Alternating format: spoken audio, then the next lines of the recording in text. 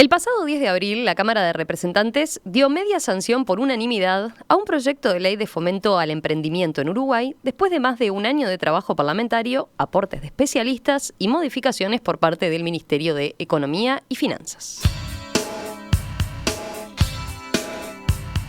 La iniciativa, que fue impulsada por los diputados Rodrigo Goñi del Partido Nacional y Walter de León del Frente Amplio, contó con el consenso de todos los partidos políticos y ahora pasará a la Cámara de Senadores, donde ya se acordó que próximamente se le dará sanción definitiva. Entre otros aspectos, el proyecto plantea una forma societaria y mecanismos de financiamiento novedosos. ¿De qué manera esta iniciativa busca generar un aporte a la cultura emprendedora de nuestro país? ¿Qué tipo de inversiones podrían atraer las nuevas herramientas que están previstas? Bueno, para profundizar en esta propuesta vamos a conversar en los próximos minutos con el diputado nacionalista Rodrigo Goñi, uno de los impulsores de esta iniciativa, y con Pedro Veloc, que es doctor en Derecho y docente que aportó al proyecto y a las inquietudes de los emprendedores a partir de su trabajo con ellos.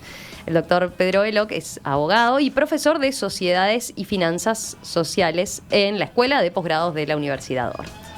A los dos bienvenidos, un gusto tenerlos por acá. Buen día, Romina. Bueno, yo feliz, como lo hablamos varias veces. Tema del emprendimiento, y tú lo decías, el Uruguay no tiene futuro sin un mayor emprendimiento. El único modelo posible, no solo para el Uruguay, para cualquier país del mundo que quiera desarrollarse, el único modelo hoy posible es el modelo emprendedor. Y por eso, eso que muy tímidamente se habla del Uruguay emprendedor y que además viene es una voz y una forma de aspiración, digamos, que lo van diciendo en voz baja. Yo creo que después de esta ley nos vamos a animar más a que lo digamos desde todas las tiendas, desde todos los sectores, desde todas las edades, porque, reitero, es el único modelo posible para que el Uruguay pueda desarrollarse. Y en estos momentos donde está de moda, por suerte, ¿no?, el tema del trabajo, bueno, ¿quién puede crear trabajo? Y solamente pueden crear trabajo los emprendedores. El proyecto, decía yo, se va en el Parlamento bastante tiempo, ¿no? Ingresó el 15 de noviembre de 2017.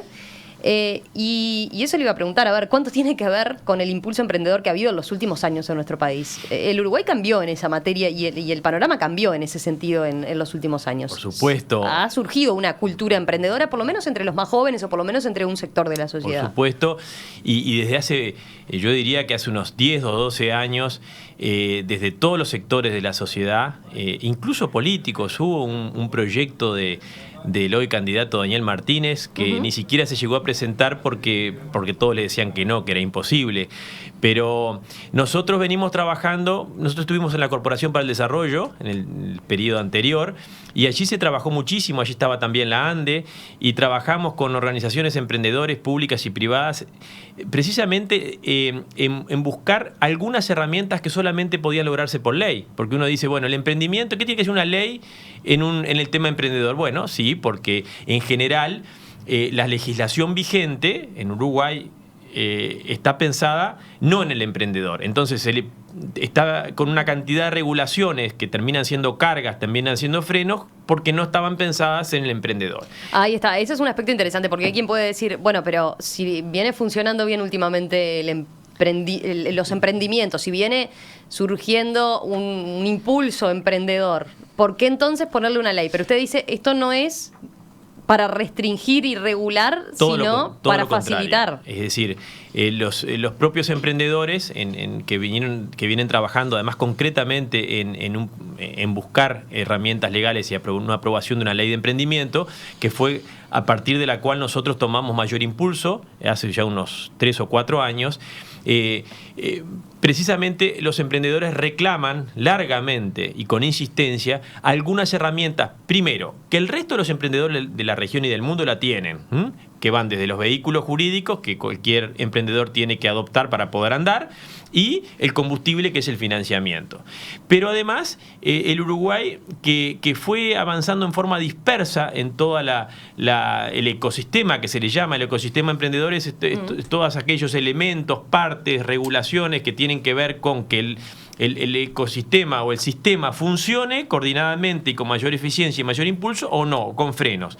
Y esta ley lo que hace es responder concretamente a liberar algunos frenos desde el punto de vista regulatorio, que después iremos conversando, es decir, sacarle frenos, sacarles cargas, sacarle burocracia y dar algunas herramientas que, reitero, en el mundo moderno están haciendo furor, todos los emprendedores están funcionando gracias a estas herramientas y que increíblemente el Uruguay no las tenía y solamente se podían crear por ley, que es lo que hicimos con esta norma que aprobamos la semana pasada. Un aspecto importante a definir.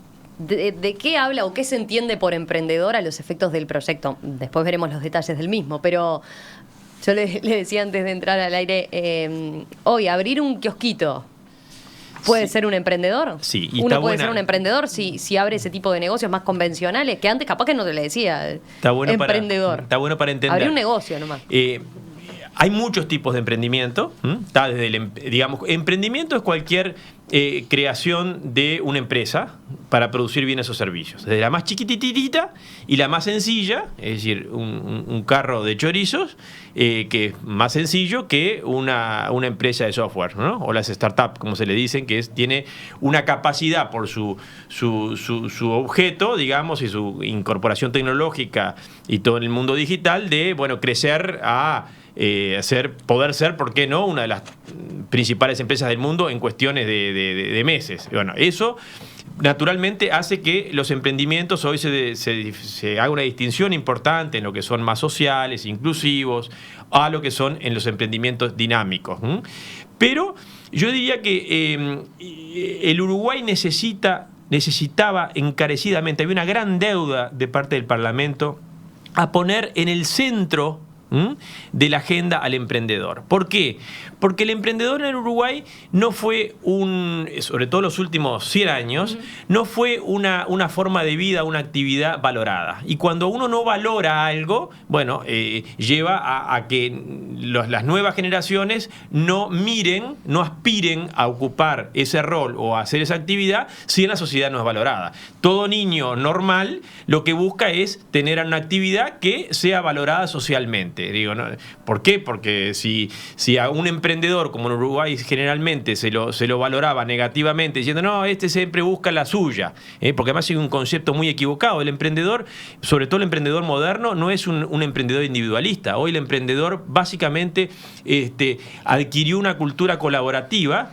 Todas estas grandes plataformas, esas empresas que en el mundo hoy ocupan los primeros lugares, emprendieron, se desarrollaron en forma colaborativa. Vamos a Google, por ejemplo, a Facebook, cualquiera de estas grandes empresas. Hoy el emprendimiento no es una actividad individualista y egoísta, sino por el contrario, el emprendimiento que puede hoy desarrollarse en el mundo moderno tiene que ver mucho con entender que es mucho mejor colaborar, cooperar y coordinar con el resto de los actores que buscar hacer la suya, porque buscando hacer la suya generalmente quedan por el camino. Hay una concepción nueva también del emprendedor o en una lectura que se está haciendo últimamente, que es, hay muchos jóvenes que solo quieren emprender, ¿no? Y bueno, porque cambió, yendo a esos cambios que usted decía de cómo se ve al emprendedor hoy en la sociedad uruguaya. Bueno, hay quienes dicen, los jóvenes hoy en día no quieren agarrar para las 8 horas, por ejemplo, no están dispuestos a tener un jefe, quieren emprender su negocio y chau. Bueno, eso sería, ¿no se pasó un poco la perilla? No, sería lo mejor que nos puede pasar, porque precisamente en este siglo XXI, donde el dinamismo de los cambios es tan impresionante, y en todas las áreas, que los actores clásicos, Estado, sobre todo en el mundo laboral y mundo empresarial, Estado, empresarios tradicionales o cámaras empresariales y sindicatos, van mucho más atrás y les cuesta muchísimo entender estas nuevas realidades. El emprendedor rápidamente, el grupo de emprendedores rápidamente capta esa oportunidad y capta también la amenaza y logra aprovechar esas oportunidades. Por eso es absolutamente imposible aspirar a un Uruguay con un futuro de crecimiento, si no aumentamos enormemente el nivel del emprendimiento en Uruguay. Los países que lo han hecho, vamos a la región, ¿por qué Chile dio los saltos que dio? Porque el Estado se hizo... No. El Estado, aún con la izquierda, con el socialismo, entendió que debía dar un gran impulso emprendedor. Corfo, es una de las grandes agencias, incluso de nivel internacional. Lo que hizo fue armar una gran estructura, pero para apoyar e impulsar a los emprendedores. Muchos recursos, incluso para atraer emprendedores de afuera, para que les enseñaran a los emprendedores chilenos. Es decir, toda la economía chilena no se puede entender su crecimiento sin entender el gran impulso emprendedor que se hizo. Y otros países que hoy están avanzando enormemente, también en la región, por ejemplo Colombia, Ecuador mismo, lo que hicieron fue poner un gran impulso en el emprendimiento. Más emprendedores, capacidades emprendedoras, porque el emprendedor, si tú no lo formás desde muy niño, es decir, con las habilidades emprendedoras, y por eso también esta ley incorpora un énfasis importante en las capacidades de las ciencias físicas, las ciencias biológicas, las matemáticas, y después todo un andamiaje que tiene que ir ayudando a que el emprendedor que tiene un buen proyecto y está dispuesto a llevarlo adelante, bueno, necesita de ciertas ayudas que el Estado puede catalizar, y por eso todos los estados del mundo moderno lo han hecho con muy buen resultado, y sobre todo, reitero, darle las herramientas para que jurídicamente, es muy importante, hoy ningún emprendimiento, ningún proyecto puede prosperar si no tiene el vehículo adecuado, y el otro gran instrumento es el tema del financiamiento, que si no se abre no va a poder prosperar. Ya vamos a los aspectos que cambia, pero antes quiero preguntarle al doctor Veloc, a ver, ¿cuáles son para usted las principales dificultades que tienen hoy en día los emprendedores para desarrollar sus proyectos acá en Uruguay, sin tener todavía esta ley con sanción definitiva? Todo hace prever que se va y que ya está arreglado para que se vote, ¿no? Y que eso va a cambiar el marco. Pero ¿cuál es la situación hoy en día? Bueno, yo creo que la ley de alguna forma responde a esas dificultades que hoy los emprendedores manifiestan. Como decía Rodrigo, todo emprendedor sí o sí tiene que elegir qué forma jurídica va a usar. Uno no puede entrar a la economía, digamos, sin elegir una forma jurídica. Entonces lo que hace esta ley es le da una opción más al emprendedor y le dice, mira, aparte de las 17 otras opciones que tenés hoy, que van desde la sociedad anónima, desde la SRL, una cooperativa y demás, bueno, tenés esta nueva alternativa que, a ver, la idea de las SAS... Son las sociedades por acciones simplificadas. Esa es una de las novedades, entonces, que introduce, ya nos metemos en ese campo, que introduce el texto, ¿no? Efectivamente. ¿Son sociedades más baratas, por ejemplo, que las demás? Pensando en ese primer paso que uno tiene que dar, definir por qué forma societaria se va a inclinar. Sí, por supuesto. Uno de los objetivos principales del proyecto fue simplificar y abaratar el proceso de creación de una empresa. ¿Tá? Hoy las formas tradicionales, como te mencionaba, las sociedades anónimas, las SRL, tienen un proceso de creación de constitución que es engorroso y muy costoso. Para hacernos una idea, hoy adquirir una sociedad anónima tiene un costo aproximado de $4.000. Hoy a un emprendedor uno le dice, che, mirá, para comenzar a operar tenés que hundir $4.000, y muchas veces dice, bueno, no tengo esa plata y no tengo esa plata para dedicarlo a esto, que es... la forma jurídica. Me gustaría usar esos $4.000 para promocionar el emprendimiento, para escalarlo, para comprar más mercadería, para crecer, para empleados. Entonces, sí, por supuesto, la idea es que uno de los objetivos es simplificar ese proceso de constitución. De hecho, está previsto que, digamos, que se implemente un sistema por el cual se pueda crear una empresa totalmente por medios digitales. Y ojo, o sea... ¿Y cuánto llevaría? Aspiramos a que en un día o 2 días pueda estar el emprendimiento hecho. Y no es ¿Hoy cuánto lleva? Hoy, ¿Cuánto tenemos que pensar? Hoy depende de la forma jurídica, es el tiempo que lleva. ¿Qué es lo que terminan haciendo, por ejemplo, los operadores que deciden ir por una sociedad anónima? Dicen, es tan complejo y engorroso el proceso de constitución que lo que terminan haciendo es comprar una sociedad ya constituida. ¿Por qué? Para no tener que transitar todo ese proceso de creación. Bueno, la idea de esta ley es justamente que el propio emprendedor desde su computadora pueda hacer, llenar los formularios y los trámites necesarios para crear la empresa.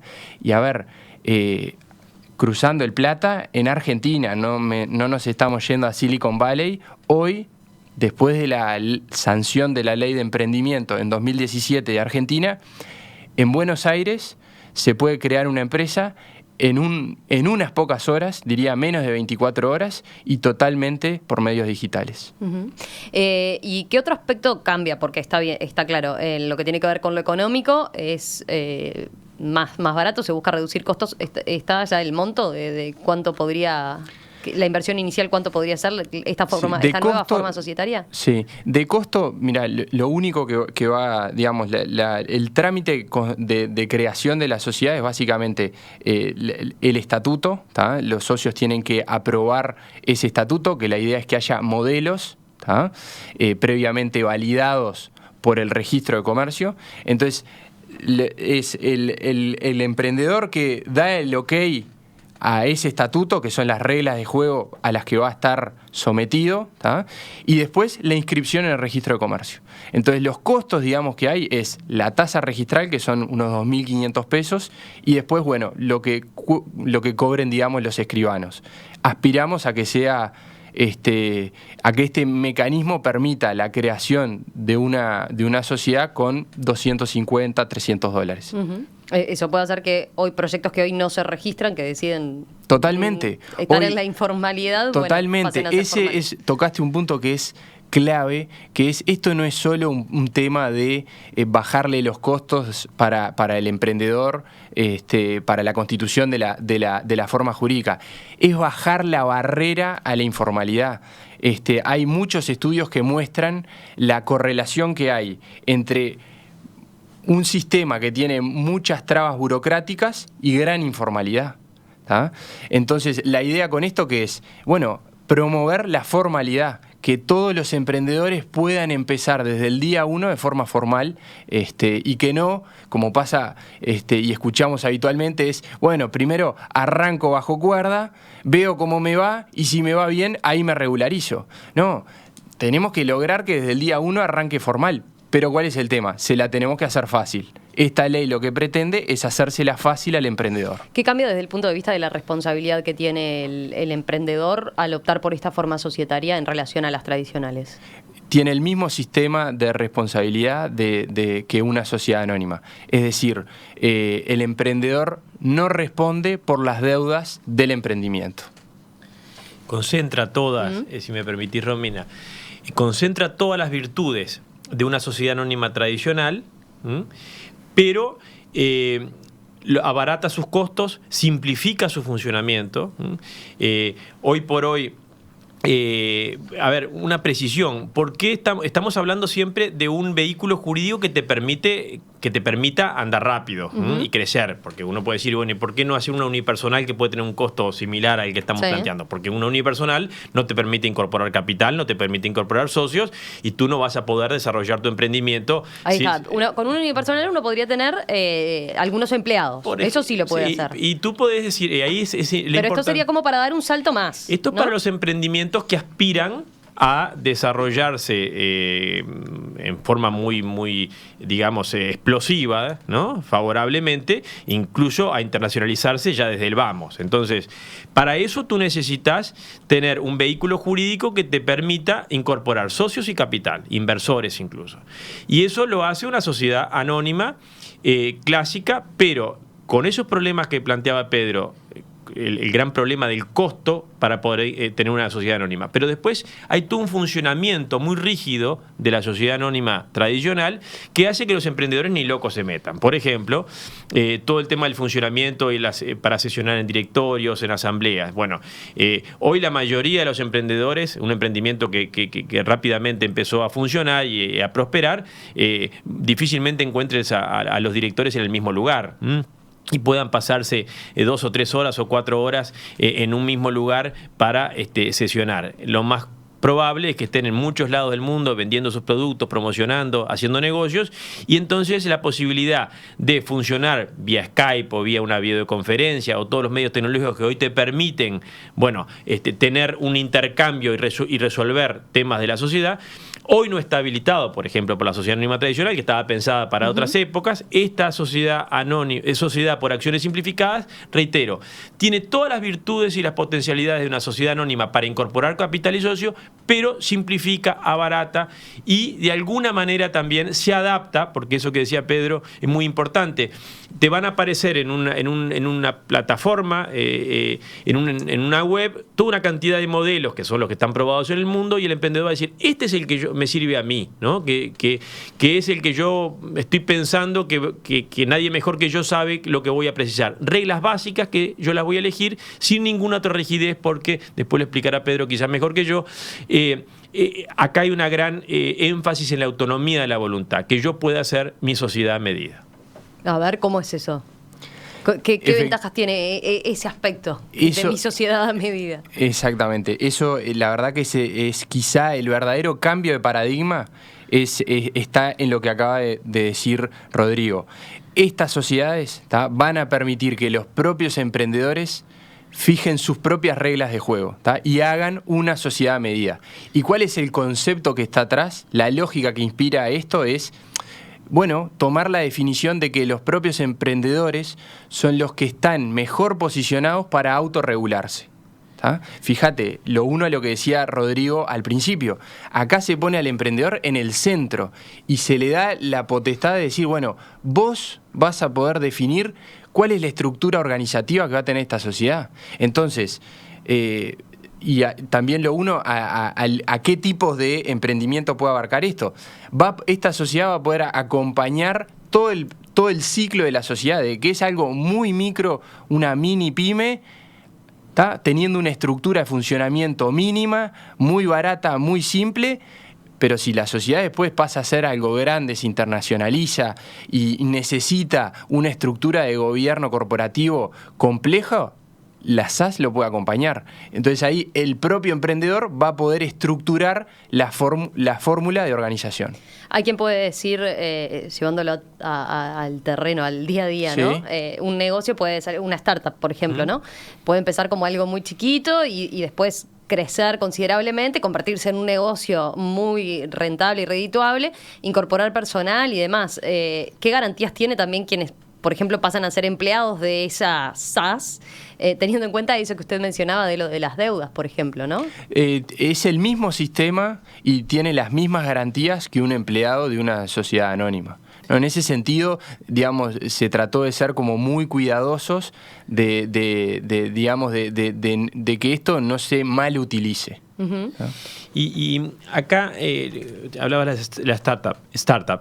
Es decir, acá lo que permite este tipo de sociedades, que es la gran figura moderna, digamos, que el 95% de los nuevos emprendedores en la región, para no ir más lejos, es el que está prefiriendo. Es decir, por algo, la medición última en Colombia dice el 95% de los nuevos emprendimientos en los últimos 10 años optaron por esta figura. Quiere decir que está probada de que, bueno, si yo tengo un proyecto, un emprendimiento al que aspiro, ¿no?, a que se desarrolle rápidamente, tengo que elegir esta figura. ¿Por qué? Porque no me cuesta nada armarla, la armo en 24 horas, yo fijo las reglas y me permite a mí que yo pueda crecer in infinitum. Es decir, lo que no se puede hacer si tú empezás con un unipersonal, por ejemplo, o una SRL que tiene una cantidad de rigideces y una cantidad de frenos que tú, si querés desarrollarte, no vas a estar permanentemente frenado. Ese es el gran mérito de esta gran figura legal que, reitero, es la preferida por los emprendedores en todo el mundo. ¿Y esto va a ser solo para nuevos emprendimientos o qué pasa con los emprendimientos actuales que tienen otra figura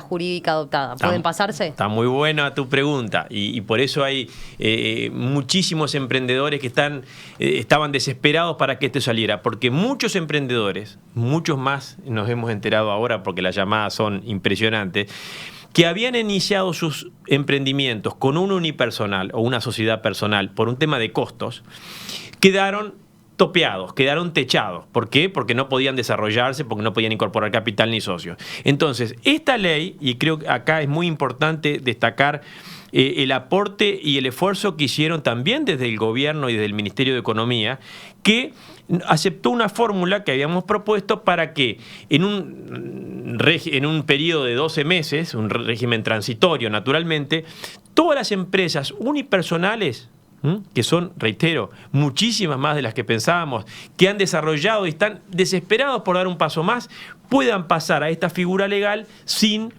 costos impositivos. Es decir, ¿por qué no lo han hecho hoy? Porque el costo es tan grande. El costo no solamente el costo impositivo, sino también el procedimiento. Acá, para poder hacerlo hoy, tienen que aplicarse una vieja normativa de la venta de establecimiento comercial, que tiene toda una complejidad de tiempos y de plazos y de costos. De costos no solamente en el pasaje, sino también de cada bien, hay que pasarlo con sus respectivos impuestos. Bueno, el Ministerio de Economía, que hizo un gran aporte al final, fue el broche de oro, digamos, la moña, como dicen los muchachos, aceptó e incorporó y hizo una propuesta además que tenía que venir del Poder Ejecutivo, de iniciativa privativa, para exonerar de todo tipo de impuestos por el periodo de 12 meses a todas las empresas unipersonales que quieran pasar a esta figura jurídica, que desde ya adelanto van a ser muchísimas, y va a tener un efecto tremendamente positivo porque, según nos han comentado esa gente que está desesperada por pasarse, tienen todo para dar el paso y no lo han podido dar por esta traba jurídica. Pero la ventaja impositiva, concretamente, más allá de esta exoneración durante 12 meses después entre un modelo y otro? No. A ver, las SAS van a tener el mismo régimen tributario que las sociedades de responsabilidad limitada. La idea fue justamente que esta forma jurídica se gane su lugar, se gane su espacio en el mercado por las bondades intrínsecas que tiene y no por exoneraciones tributarias. Pero se le asimiló el tratamiento de las SRL, que bueno, que también en ciertos aspectos es más favorable al de las sociedades anónimas. Vamos a hacer una breve pausa y enseguida continuamos conversando sobre esta ley de emprendimiento que se viene. Está acordado que se vote próximamente, entonces que tenga sanción definitiva en el Senado y que implica cambios, por lo visto, a quienes deseen meterse en este tema. Ya volvemos enseguida. Hoy aquí en Perspectiva le estamos proponiendo conocer los detalles de un proyecto de ley que ya tuvo media sanción por unanimidad, la Ley de Fomento al Emprendedurismo. ¿Qué perspectivas se abren con esta iniciativa que, entre otras cosas, introduce nuevas formas societarias y mecanismos novedosos de financiamiento? Bueno, de eso estamos conversando con el diputado nacionalista Rodrigo Goñi, que es uno de los impulsores de esta iniciativa, y con Pedro Veloc, que es abogado, profesor de Sociedades y Finanzas Societales en la Escuela de Posgrado de la Universidad Ort. Ya hablamos un poco del espíritu de este proyecto de ley, ya hablamos también de una de las novedades que introduce esta nueva forma societaria de las SAS, Sociedades por Acciones Simplificadas. Ahora les pregunto sobre otro de los aspectos nuevos que plantea y que es central en el proyecto, que es el tema del financiamiento colectivo, o conocido mundialmente como crowdfunding, ¿no? Quizás conviene recordar también cómo es el financiamiento hoy en día de los emprendedores, a qué sistemas recurren en general, ¿no? ¿Qué es lo más común? Hay un tema de dificultades a veces para acceder al crédito, ¿no? Es uno de los aspectos que los emprendedores suelen manifestar a la hora de pensar en el desarrollo de su negocio, ¿no? Sí, es el otro gran problema que esta ley pretende resolver. Y reitero, pretendemos resolver con una fórmula que en el mundo está funcionando espectacularmente. No estamos inventando nada. Si un emprendedor tiene un gran proyecto, vender servicios médicos en forma personalizada, como de los tantos emprendimientos tecnológicos que hay hoy, es un proyecto que va a requerir, $50.000. El proyecto es buenísimo, tiene una cantidad de posibilidades de rápidamente escalar e internacionalizarse. Uno que va a ir a un banco, entonces va a ir a un banco y le va a decir el gerente del banco, bueno, $50.000, bueno, primero, ¿qué garantía tenés? No tengo. No tenés garantía. Bueno, entonces tenemos que ver si realmente el proyecto, bueno, vamos a estudiarlo. Probablemente el gerente del banco le cueste entender y no tenga mucho tiempo para dedicarse a un financiamiento que para el banco puede no ser mayor, pero es de $50.000 y va a buscar que si no tiene garantías una cantidad de estudios, consultorías, asesores, mandarlo. Todo eso va a llevar un tiempo y probablemente no se lo den. Cuando el tiempo pasó, además, ya ese emprendimiento perdió su oportunidad, porque nacieron otros en ese periodo. Hoy por hoy, un emprendedor que no tiene la suerte de tener una familia con recursos económicos puede tener proyectos espectaculares como en el mundo hoy han escalado y han logrado, pero no tiene financiamiento. El financiamiento es clave. Tú te decía $50.000, muchos necesitan 200, $300.000 para empezar y realmente valen la pena. ¿Cuál es el mecanismo que en el mundo está funcionando para estos proyectos, que son buenos? Es en lo que se llama el financiamiento colectivo, o más bien microfinanciamiento colectivo. ¿Qué es? Utiliza los medios tecnológicos, las plataformas tecnológicas y los medios digitales y el Internet. Hay plataformas, empresas, que se dedican a, de alguna forma, exponer en una plataforma estos proyectos. ¿Para qué? Para que el mundo entero, y sobre todo hay muchos millones, decenas de millones que están buscando aportar a este tipo de emprendimientos y van a estos sitios, van a estas plataformas para ver los emprendimientos.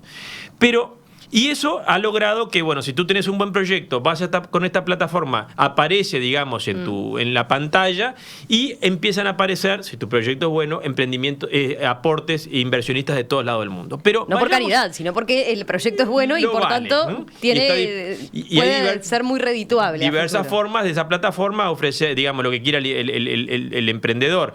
Puede decir, bueno, quiero socios o quiero préstamos. Pero dejemos eso que son quizás para algunos emprendimientos más grandes o que sean más fácilmente visibilizables en el mundo entero. Acá, hoy, un emprendedor de Cerro Chato tiene un muy buen emprendimiento.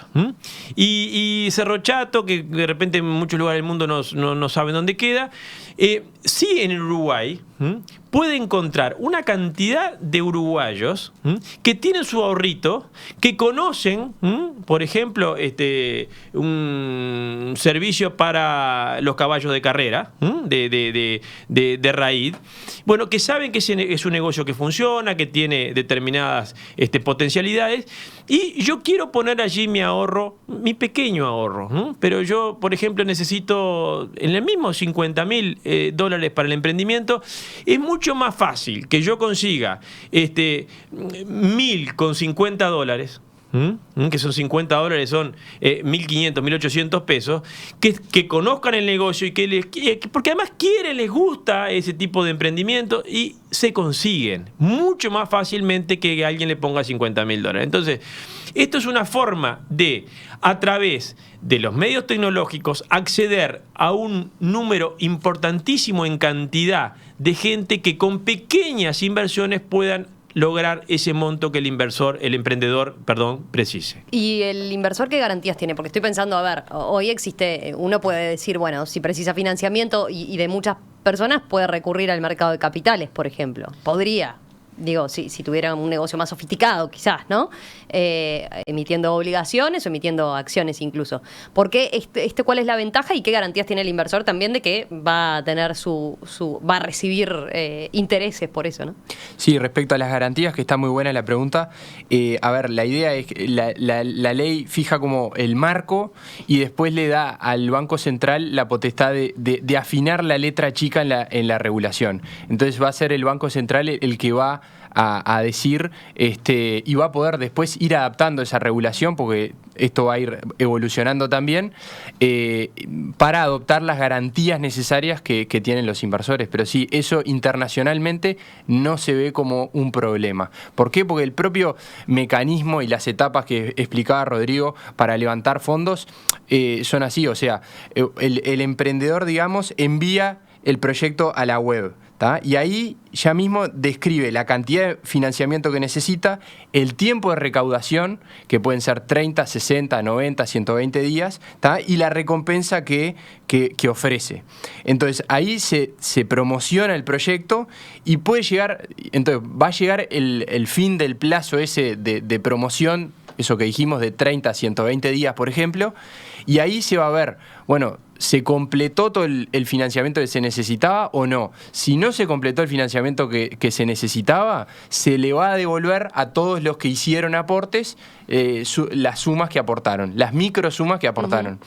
Si se llegó a la suma de financiamiento requerida, bueno, ahí sí se le transfiere el dinero al emprendedor y después el inversionista va a recibir después de que se haya desarrollado el emprendimiento. Y es mucho más simple, es muy simple, como decía Pedro, ese mecanismo, describiéndolo, digamos, simplemente yo tengo un emprendimiento, lo mando a esta plataforma, a esta empresa administradora de la plataforma, que me lo va a mirar para que no sea un disparate, ¿no? Que tenga sentido, y allí mismo lo pone sin costo.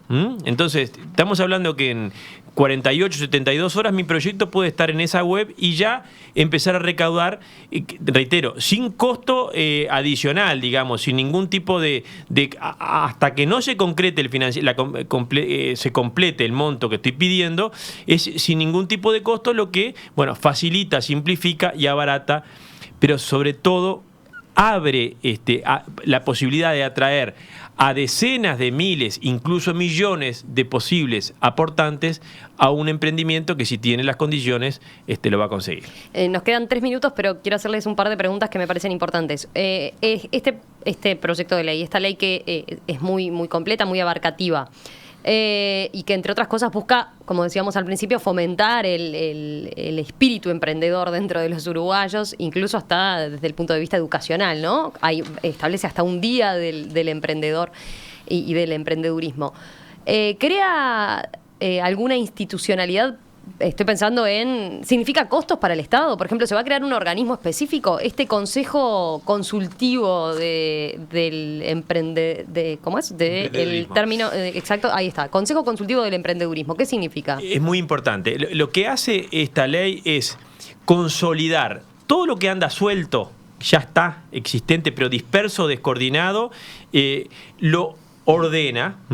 Por eso nosotros hablamos de que esta ley, entre otras cosas, sienta las bases de una consolidación de una política de Estado del emprendimiento, que puede parecer rimbombante, pero no es menor. Es decir, ¿por qué? Porque los países que han demostrado avances han logrado consolidar en forma sistémica e integral una política de emprendimiento. Es decir, que todos los organismos públicos y privados estén coordinados. No es unirlos, ni poner más gente, ni burocratizar. Todo lo contrario. Lo que ya está, ordenarlo. Porque tú habrás escuchado, y la audiencia también, muchas veces la queja. No, la ANI hace cosas que no tiene que hacer, pero también hace cosas buenas. La ANDE hace otras cosas. Las intendencias por aquí, el Ministerio de Industria, el Ministerio de Turismo. Hay una cantidad de esquemas. Y quizás podamos incluso, y por qué no, abaratar bastante los montos que hoy se están poniendo para el emprendimiento, pero que en forma dispersa, con chacras, no se están logrando. Lo que hace esta ley es ordenar, y todas las organizaciones hoy emprendedoras lo que quieren hoy es poder coordinar. Tú no encontrás ningún jerarca o ningún responsable de estas organizaciones que quiera tener un cargo. Lo que quieren es que todo funcione mejor, porque hay una vocación de apoyar e impulsar a los emprendedores. Un aspecto no menor que quiero plantearles es el político. Decíamos, el proyecto tuvo unanimidad en la Cámara Baja y ahora se espera que se vote rápidamente en el Senado. ¿Cómo se logra en pleno año electoral? ¿A qué obedece esto? Porque usted incluso la iniciativa la apoyó en conjunto, o la llevó adelante en conjunto con un diputado del Frente Amplio. Sí, no solamente todos los partidos y todos los diputados votaron, todos los sectores, desde la extrema izquierda hasta el otro lado, sino que todas las organizaciones públicas y privadas, que son decenas y decenas, por no decir pasan el número de 100, estuvieron colaborando, participando y acordando este texto. Es decir, todos estuvieron de acuerdo en este proyecto, lo que hace que, es decir, trasciende lo político partidario para ser un tema ya de la sociedad uruguaya que está de acuerdo con este texto, está de acuerdo con estas herramientas. Y lo que tú decís del año electoral, muchas veces se cree, hay un mito de que en año electoral no se vota nada. Yo diría que el año electoral es un precioso año para que aquellas leyes que, pueden haber resistencias simplemente ideológicas, lo electoral lleva muchas veces a valorar el apoyo de mucha gente por encima de frenos o miopías ideológicas.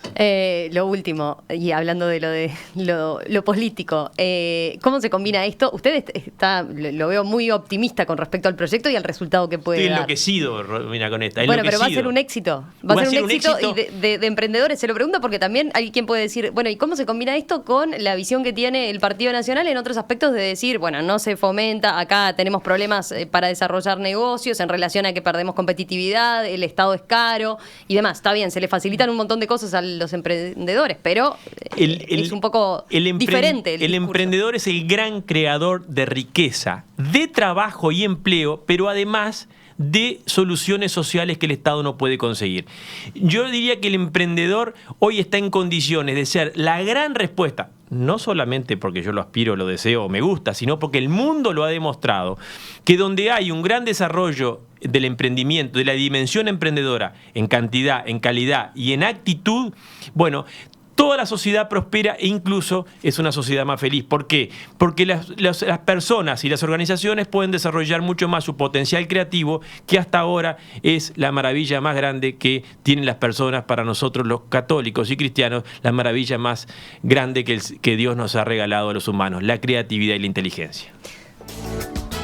Diputado Rodrigo Boni, abogado Pedro Veloc, gracias, gracias a los dos. Vamos a volver a conversar en cualquier momento, vamos a seguirle la pista entonces a cuando se apruebe definitivamente y a los primeros pasos de esta ley entonces cuando salga definitivamente del Poder Legislativo. Gracias, Romina, gracias, y felices Pascuas para la audiencia. Bueno, muchas gracias, chau. Nosotros nos despedimos ya, pasados de las 12, quedan con noticias al mediodía, con toda la actualización de la información y después sigan aquí en Radio Mundo porque se viene PDA, La Canoa y mucho más. Que pasen bien. Chau.